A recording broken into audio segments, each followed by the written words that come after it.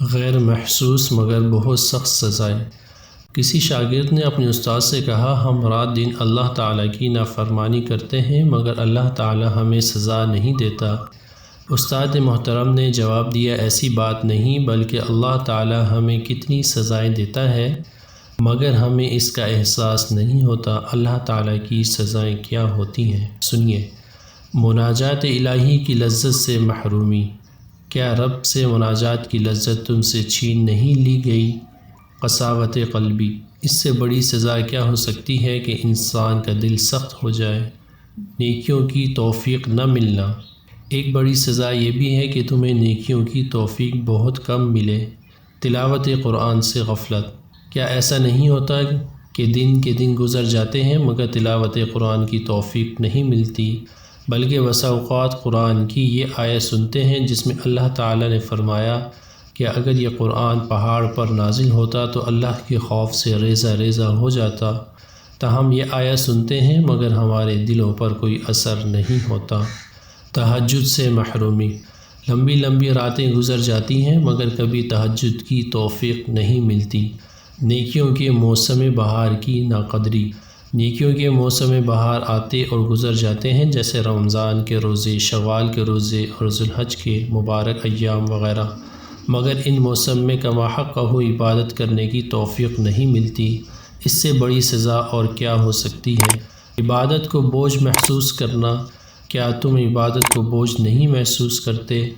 ذکر الہی سے لاپرواہی۔ کیا اللہ کے ذکر سے تمہاری زبان خاموش نہیں رہتی؟ نفسانی خواہشات کے سامنے شکست۔ کیا نفسانی خواہشات کے سامنے خود کو کمزور نہیں محسوس کرتے؟ دنیا کی محبت۔ کیا تم مال و دولت اور منصب و شہرت کی بے جا حرص و لالچ میں مبتلا نہیں ہو؟ اس سے بڑی سزا اور کیا ہو سکتی ہے؟ کبیرہ گناہوں کو معمولی سمجھنا۔ کیا ایسا نہیں کہ تم بڑے بڑے گناہوں کو معمولی اور حقیر سمجھتے ہو، جیسے جھوٹ، غیبت، چغلی، فضول کاموں میں مشغولیت؟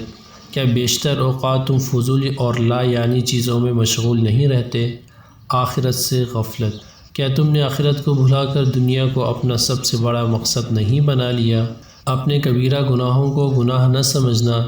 کیا ہم رات کو سوتے وقت اپنے دن بھر میں اعمال کا جائزہ لیتے ہیں؟ کیا ہماری ذات سے، حرکتوں سے، غلط فیصلوں سے کس کس کو تکلیف اور اذیت پہنچ رہی ہے؟ یہ ساری محرومیاں اور بے توفیقی بھی اللہ کی طرف سے عذاب اور سزائیں ہیں مگر تمہیں اس کا احساس نہیں ہوتا۔ یاد رکھو، اللہ تعالیٰ کا یہ بہت معمولی عذاب ہے جسے ہم اپنے مال و اولاد اور صحت میں محسوس کرتے ہیں، اور حقیقی عذاب اور سب سے خطرناک سزا وہ ہے جو دل کو ملتی ہے۔ اس لیے اللہ تعالیٰ سے عافیت کی دعا مانگو اور اپنے گناہوں کی معافی طلب کرو، کیونکہ گناہ کے سبب بندہ عبادت کی توفیق سے محروم کر دیا جاتا ہے۔ اللہم اعنی علی ذکرک و شکرک و حسن عبادتی۔ ترجمہ: اے اللہ، آپ مجھے اپنا ذکر کرنے، شکر کرنے اور بہترین طریقے پر عبادت کرنے کی توفیق عطا فرمائیں۔ آمین۔